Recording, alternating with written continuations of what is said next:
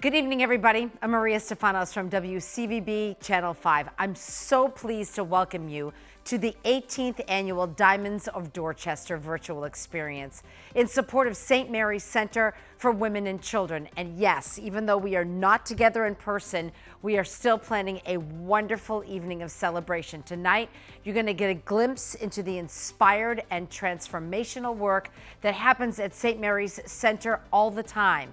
We're going to hear from our co-chairs, Governor Baker, John Fish, Jerome Smith, and Steve Tolman, and of course, Boston's own Secretary, Marty Walsh, who will receive the John M. Corcoran Award for Excellence. And included in the long list of supporters and champions of St. Mary's Center is Kathy Maple.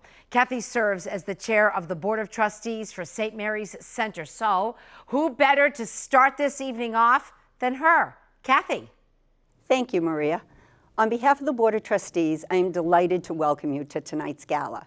I'm honored to be part of the St. Mary's Center family, working hand in hand with Alexis and her leadership team as they provide critical, life-changing services to help rebuild the lives of so many deserving moms and children throughout this city. St. Mary's Center has been providing shelter and support services since the late 1800s. In the past decade, the need for shelter, education, and employment opportunities for inner-city moms has grown significantly. We recently completed a long-term strategic plan to address the need for these foundational services, not only for the foreseeable future, but for the generations to come. We all want what's best for our children. We want them to be safe, well cared for, and protected from the difficulties of life. Well, our moms at St. Mary's Center are no different. Our vision is to partner with them as they ascend to a more thriving, stable future. By providing services they uniquely need, we join with families in changing their personal trajectory and lead in influencing systemic change. I often think of St. Mary's Center through the eyes of a child who has shown up on our doorstep, with a mom who is often frightened, homeless, and who has nowhere to turn. A child who has most likely experienced hunger and food insecurity for several days, weeks, or even months. And this child comes to us and is not only offered food and a safe place to live, but also sees an environment that includes a brightly colored playroom, an outdoor playground, and a garden where vegetables and flowers grow. This child watches as mom begins to feel safe, as she is supported by caring professionals, and as she begins to stabilize her life. This child sees mom become more hopeful as she takes classes and builds her employment skills. And this child beams with pride as mom receives her diploma and speaks to her fellow graduates about how she sees the future for herself and her family, a future full of hope and possibilities. And years later, this child remembers a place on the hill called St. Mary's Center for Women and Children, where life began to change for the better. And I often think maybe someday this child will be a future corporate leader or a city councilor or even a future mayor of Boston. This is all possible because people like Marty Walsh have always believed in the work at St. Mary's Center for Women and Children. The belief that shelter is not enough to change the trajectory of women and children experiencing homelessness. Shelter needs to be coupled with the education and employment for the long-term sustainability of the family. We believe your investment in St. Mary's Center is an investment that will change the lives of young mothers and children. They will become your future leaders, educators, and employees. I thank you for your support and your investment in their future. We're grateful for your generosity. Before Alexis Steele joins us, please take a moment to be inspired by one of our incredible stories. She is grateful. I am originally from the Dominican Republic. But when I was 26, I found myself living with my two boys, being a single mother and not doing anything. I thought to myself, there has to be more than this. We had to live with more dignity. Back home, agencies help you into transition into housing, but St. Mary's helps you with so much more. So I started searching online. That's when I found the Transitional Assistance Agency. I said, this is it. So from there, they referred me to the St. Mary's Center for Women and Children. I was enrolled in the Women at Work program. Women at Work gave me an internship at Blue Cross and Blue Shield. I love it there, not only because of the work it does, but for the commitment they have into the community. Blue Cross kept me, and it's been my job for the last 16 years. Today, I'm standing in my own 2 feet. My boys are 23 and 24, no babies anymore. One of my boys enrolled in the Army, and my other one has a stable job at an automobile dealership. Always have hope, because hope is something you have to keep in life. Why? Because hope keeps you going, keeps you pushing. It keeps you wanting to work for whatever you want to accomplish in life. Just the word hope, when you listen to it, you can see it, you can feel it. It will give you everything you need to do what's best for you. To the donors, I want to say thank you. Thank you for considering us. Because of all that you do and keep doing for St. Mary's, all the services that are being done at the center are being done because of you. Thank you. Good evening, all, and welcome to St. Mary's Center for Women and Children's 18th Annual Diamonds of Dorchester Gala, and our second virtual gala. My name is Alexis Steele, and I am honored and privileged to serve as the president of St. Mary's Center for Women and Children. To all of our friends tuning in, we are so happy and grateful that you are joining us here again this year. To all of you who are new here to St. Mary's Center, welcome to the family. What is St. Mary's Center for Women and Children? We are a children's center for play. We are a health center. We are a job training center and a school. But most of all, we are a home, an emergency shelter for hundreds and hundreds of families every year. Imagine being a young mom of 2, a homeowner, a small business owner, a wife. Your husband suddenly passes away, and you and your children are suddenly alone. No other family to help except your children who look to you in their time of grief. Your partner is gone, and you slowly begin to lose everything. How could you not when you're experiencing such incredible loss? You lose your business, and in turn, you lose your home. There are no other options. You pick up your phone and you call the state, desperate for help. And you finally reach someone at the Department of Transitional Assistance who helps you find emergency shelter for you and your children. They send you to St. Mary's Center for Women and Children. And although sharing a small space with your children is not ideal, you have warm beds, freshly cooked meals, new clothes and toiletries, safety, and a team of smiling faces dedicated to helping your family in your time of crisis, giving you the hope that it will be okay. This is one story of over 500 in a year at St. Mary's Center. We open our doors every day to families, providing the dignity and justice for those who are most vulnerable. Our team sees the strength of women and families despite adversity and hardship and horrible misfortune. We work with and for them to build towards their future. Not only rebuilding hope, but seeing the daily impact that our 4 pillars of support provide, including life skills, teaching financial literacy and childhood development, behavioral and clinical health, education and workforce development, and permanent housing. 70% of people living in extreme poverty and homelessness in the US are women and children. In 2020, it was reported that Massachusetts is both the 3rd most expensive rental market in the nation, and yet has a 3rd highest rate of family homelessness in the US.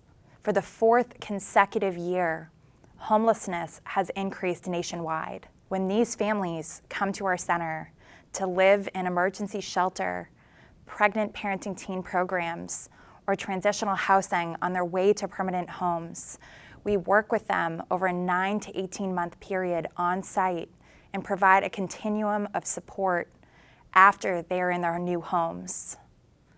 100% of our families receive therapeutic clinical care through a trauma-informed skilled team. 99% of our families transitioning out of shelter to permanent housing remain stably housed in their new homes. 85% of our families continue to take steps towards economic mobility through participating in education, job training, and the workforce across Boston. St. Mary's Center for Women and Children is a multi-service organization supporting women and families. We believe shelter is not enough to erase the devastation of cyclical poverty and homelessness. Grounded in social justice, we empower families to achieve emotional stability and economic independence through education, workforce development, and permanent housing. We ask you tonight to join with our families to help them recover and rebuild.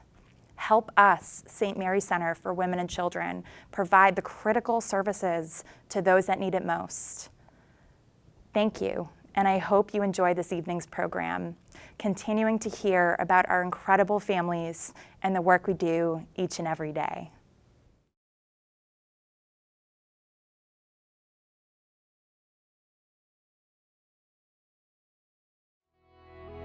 My experience at first was very nerve-wracking, ups and downs, highs and lows, but I'm very, very grateful for St. Mary's and St. Margaret's House, because without the staff, they definitely do what they say they're gonna do.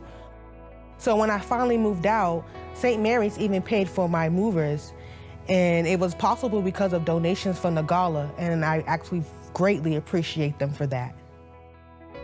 Now I'm in a better place.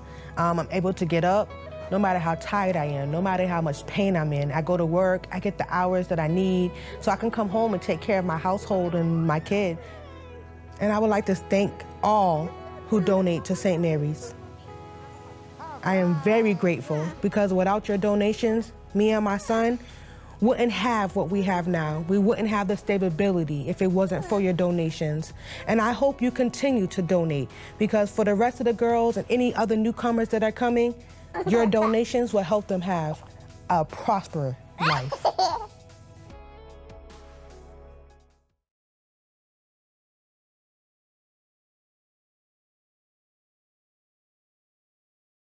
Good evening, everybody. This is Massachusetts Governor Charlie Baker. I want to thank you, Alexis, for that introduction. And I'd like to take a moment to thank the Board of Trustees for their ongoing commitment and dedication to serving the Dorchester community and beyond. I'd also like to acknowledge and thank my fellow co-chairs of tonight's event, John Fish, Jerome Smith, and Steve Tolman.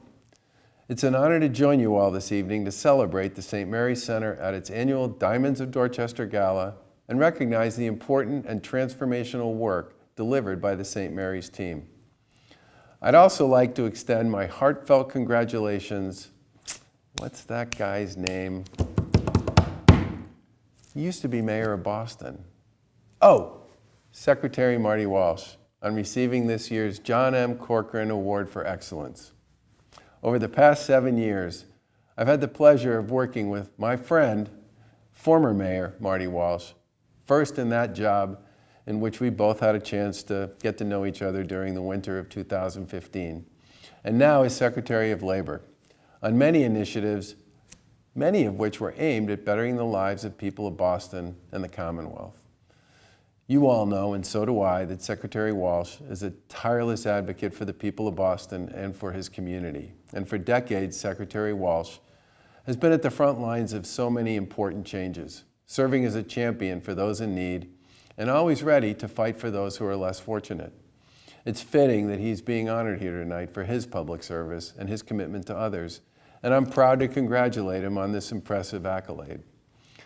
Some respects, I can't think of any person who's more deserving of an award like this than Secretary Walsh. To the St. Mary's board and staff members, I want to thank you for the work that you continue to do supporting women and families. As we all work to eradicate homelessness, and honestly, we were making a ton of progress on this before the pandemic, and we will again, and continue to break the cycles of poverty, you will remain a beacon for progress for us and for so many others. I want to thank everybody for tuning in. I really hope we have a chance to do some of this stuff in person at some point down the road, and I hope you all enjoy the rest of the evening. And if you have a chance, make sure you let that guy, Secretary Walsh, know how much you appreciate the great work that he's done for so many over the course of his very important career in and out of government. Thank you.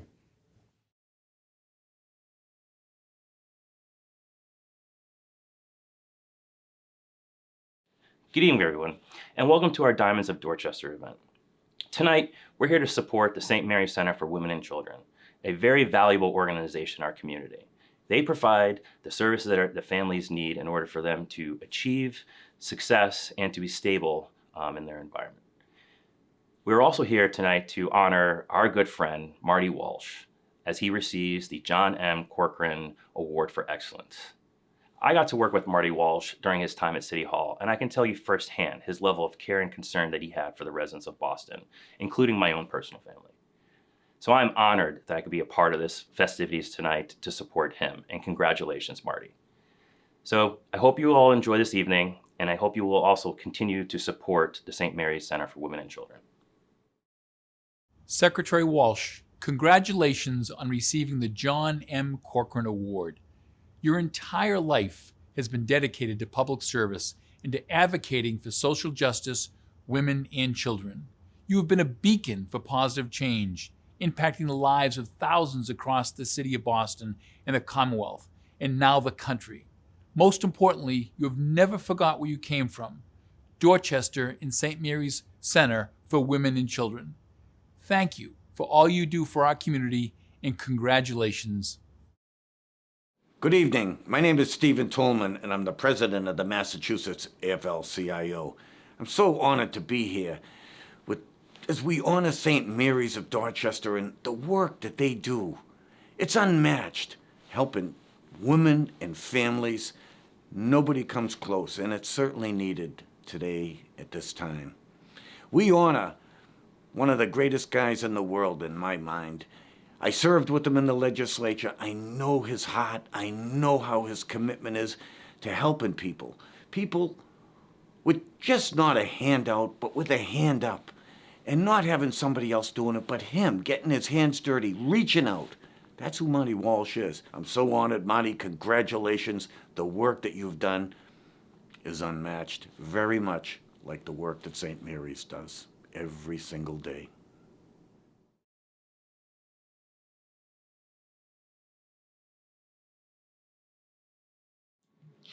So first, I would love to start off with saying welcome back, Mr. Marty Walsh, to St. Mary's Center for Women and Children. And I want to thank you for being here today and being our 2021 recipient of the John M. Corcoran Award for Excellence. Thank you. I'm very excited. It's such a great honor. I love being back here at St. Mary's, but I also, the fact that I'm getting an award named after John Corcoran just makes it even more special. Thank you. I want to also start by reciting a quote that you once said about St. Mary's Center, because I think this really encompasses how you feel about the center and what we do here. Day after day, St. Mary's Center shows what it means for a community to come together and look out for one another. I've seen the difference St. Mary's Center has made to so many people's lives. It's true. I am so happy to have you back here because you have been such a longtime friend of St. Mary's Center. I've seen as you've never missed a graduation, and I used to love to watch you as you not only engage with the women, but you dispel myths of poverty and struggle and recovery and hardship. And you really meet them not only where they're at, but where they've been and where they're going. You know, what happens here is so, as you know, is so special. You know, I've been part of St. Mary's now, well, since birth, born at St. Margaret's Hospital. So I should thank your mom too, that way. You know, so I met St. Mary's in 1967, April 10th, when I came into the world. But when I got elected state representative, the former rep before me, Jim Brett, did a lot of work up here with Judy. Yeah. And I started to just keep that work going. These did a line item in the budget back in the day, and I'd fight for that line item. And then I came up to, some programs and meeting some of the women and the mothers and what was happening on the campus here. Yeah. And I just kept getting engaged and active here. And then when I became the mayor of Boston, I just kept continuing staying engaged here. The work that's here, you're not going to read about it in the front page of the paper. You're not going to see it spotlighted on national news. But I know every night when I go to bed that there's somebody struggling out there, maybe with, being through domestic violence or substance use disorder or having a baby or just needing help. In St. Mary's, I know it's here for them. Absolutely. And I think there are so many definitions of family, and you're certainly a part of ours. And through your leadership, I think through state rep to city mayor, you really amplified the voices of our community. You declared racism a public health crisis. You strengthened the economy by pushing for workforce development programs for low-income and minority women. You pushed for breaking patterns of poverty and the quality services that we provide here that are so essential to this community. I think you've truly been a partner with us through showing dignity and justice for the most vulnerable. Well, there's so much work to be done, and oftentimes you'll get, an African American or a Latino or a woman of color that comes in here, and they're dealing with some very difficult situations personally, and then on top of that, they have to deal with life, and they have to deal with racism and systemic racism, and think about all the different challenges they might have, and discrimination in housing and in employment, and in so many different ways. So it's important that when we think about the work that I've done in my career, is really for everyone. But even here at St. Mary's, you go deeper into the person to kind of heal the soul. Absolutely, and love that's really important. And then even in my current role, I mean, when I go around the country, I'm in states and cities all across America now, and I'll inevitably come into a group of people, and you just you get to feel like, what's the programming for women? What's the programming for people that need the help? And quite honestly, around the country, I haven't yet seen a program like St. Mary's. And I've been in 24 states, 46 cities in my short time in that role. And I think about, I talk about St. Mary's when I'm in other places. And then, I think we need to recreate. Unfortunately, we need to recreate more and more St. Mary's around the country. And I say unfortunately because the need is there. I think a lot of us would like to be out of business, and a lot of us like to say, okay, we don't have to do this anymore, but unfortunately we do. So that's what keeps bringing me back here. When I was coming up the hill today, up Jones Hill, I was just thinking about, just my different visits to St. Mary's, but St. Mary's is we talked about all the work you do, but also it's a community center. It is, The neighborhood meets across the street in the conference room and has the community meetings. The Ward 13 Democratic Committee had many meetings in that room over there. We had all kinds of meetings, some heated meetings about developments and some love fest about whatever it is. So this really is a community up in St. Mary's. Yeah, it is. And, one of the kind of, when you're talking about all these struggles across the country, I mean, then we had the pandemic on top of it, right? And so I think through the city of Boston and through the steadfast support that you really led when you were here and continue to lead, we actually also launched a strategic plan focusing on what is our future of St. Mary's and really building the vision for how to continue providing this vibrant campus as well as those essential resources for families for generations to come. And you're truly right that we have to focus on not only building that community, but how do we continue to leverage our resources here to be able to touch more people? Because it's so systematic and systemic in terms of how we can help others. We saw during the pandemic, before the pandemic, we knew there was gaps in services and we knew there was gaps in safety nets. The pandemic came and it only magnified those gaps and the need for safety nets. And again, St. Mary's was one of those places that filled the void that needed to happen at the time, was able to transition, do what you needed to do to continue to support families and people. But it's kind of like we do need that. We need those safety nets, and that's why, like, you know, when I talk to people, I guess technically I can't ask for money anymore. I was told to do that. Technically, I don't think I was able to ask for money when I was the mayor. But you know, I encourage people to come here and take a tour. You know, I've heard the stories of you know 911 call to a house. There's a child inside that house in a horrific situation, and there's really only one place that child can come, and that's here. And the safety around those young people, and then the trauma and the devastation that they've witnessed, and watching, you know, you and people here at St. Mary's nurture that young person back to life. Right. And really, and that's what it is. It's nurturing. It's you know, it's hugging. It's working on, you know, with these young people, the little ones have seen and experienced that no one should experience that. And that's why, you know, when I think about St. Mary's, for me, and I think about the staff here, it's you know, it's you and all the team, but the staff. Yeah, definitely. You know, the work that they do, and they're not paid a lot of money, right. and they're working hard every day to do things, and you know, that's why I think I keep coming back to St. Mary's.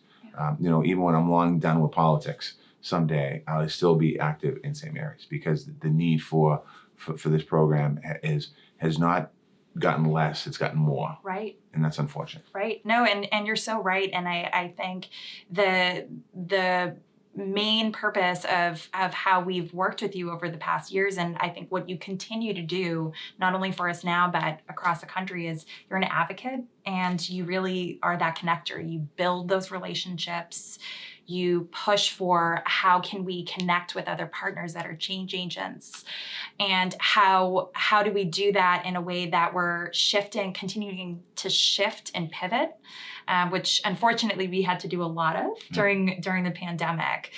We had to really become those first responders and those essential workers.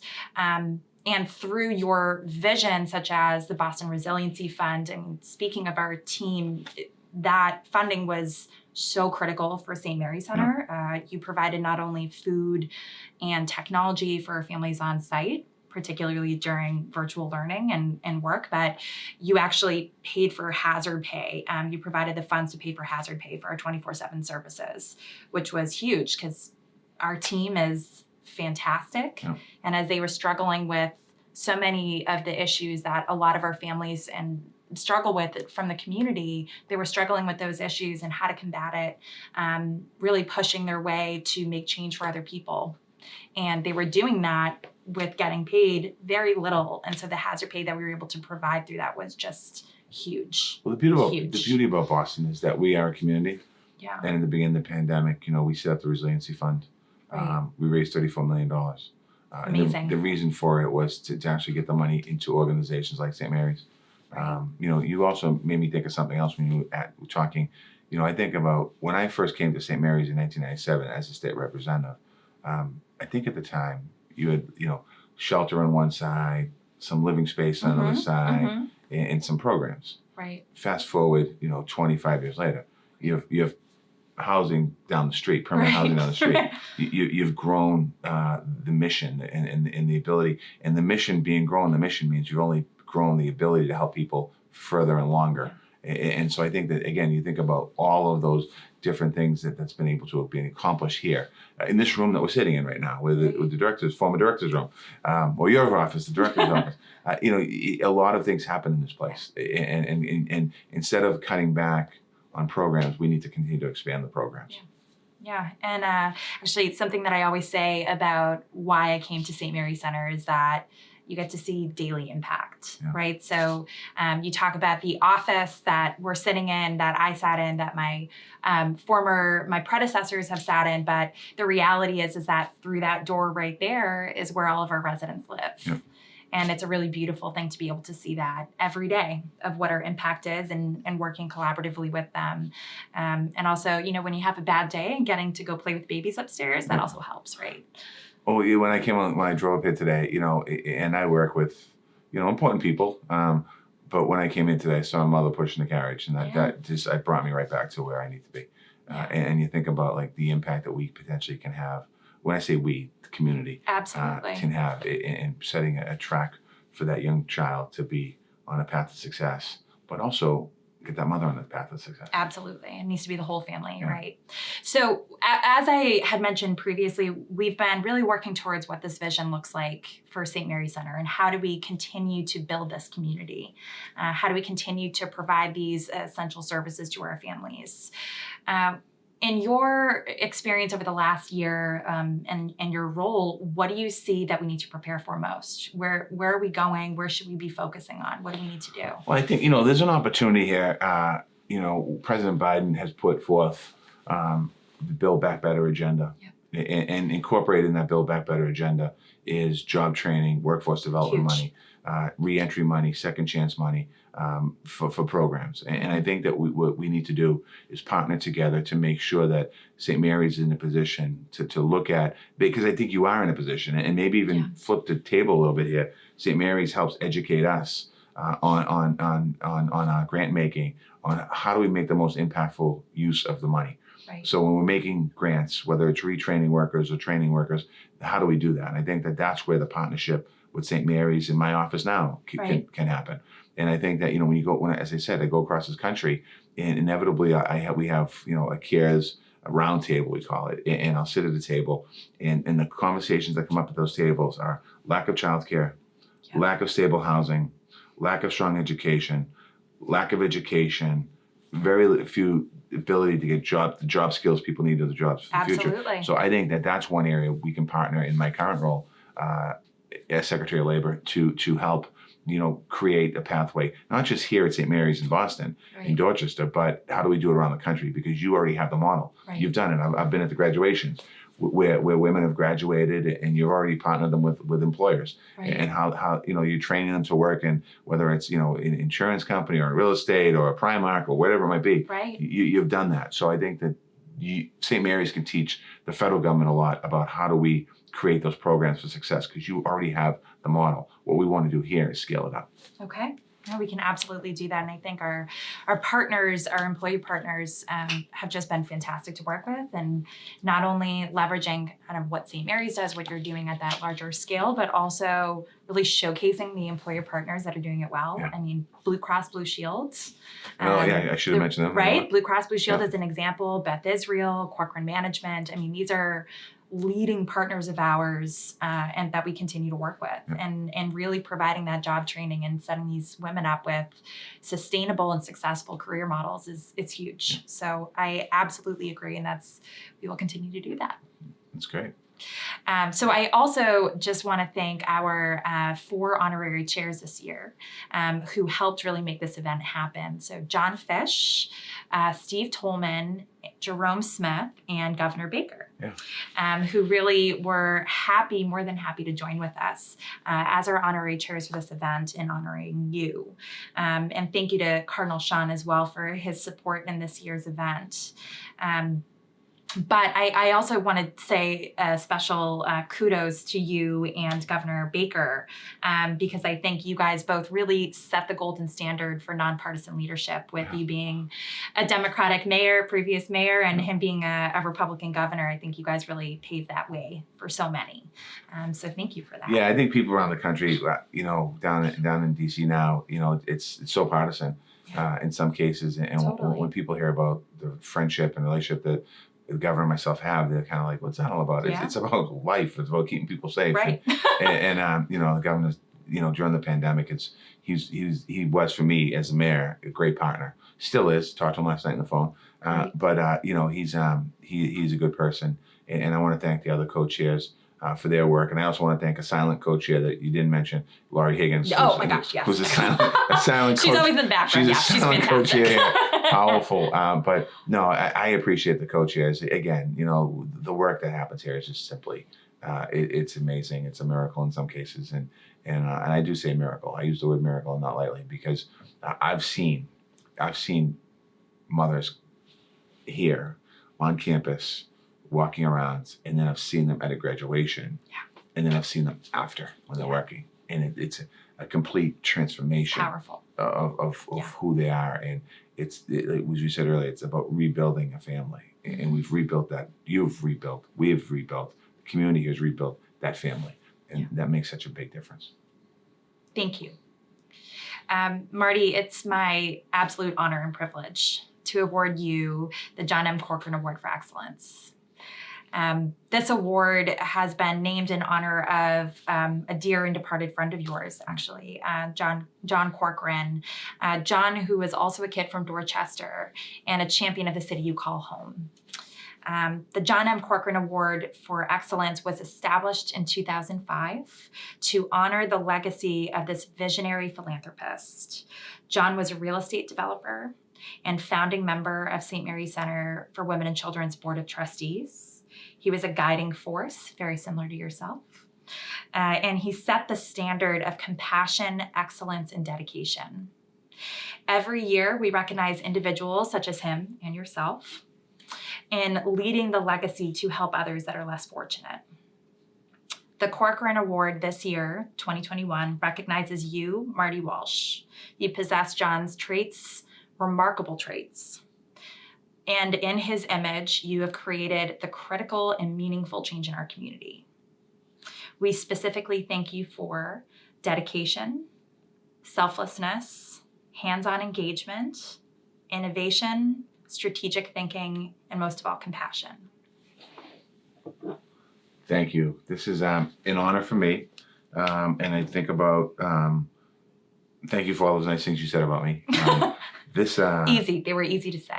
The reason why I'm able to sit here and get this is because of the team that worked with me at State House, the team that worked with me at City Hall, all the people that helped support the city, support the center. So I want to thank everyone that allowed me the opportunity to be sitting here and being recognized by St. Mary's. This will be proudly displayed in my new office down in DC. So when people come We're by, going to the White House? I'll bring it over to President Biden. Here, put it right behind him. Put it behind his desk. But it'll be certainly at the Department of Labor. Thank you. All right. Thank you. Thank you. Thanks. Congratulations, Secretary Walsh. What a well-deserved honor for you. It's still hard to not call you mayor, but I know you're the secretary. So the mission you have learned about tonight, the stories that you have seen, the impact that is happening to the 500 families that walk through the doors on Cushing Hill is simply because of St. Mary's Center for Women and Children. This is an organization that each and every day continues to lay the foundation for education, for wellness, and stability. I truly hope that you enjoyed tonight's program. It has been an honor to be your host. If you were inspired tonight by the work of St. Mary's team, they ask that you consider supporting them by simply clicking the donate button. Thank you so much again for joining us. May we all be the light that so many need. I'm Maria Stefanos. Ed and I look forward to seeing you tonight at 11 on News Center 5. Have a great night, everybody.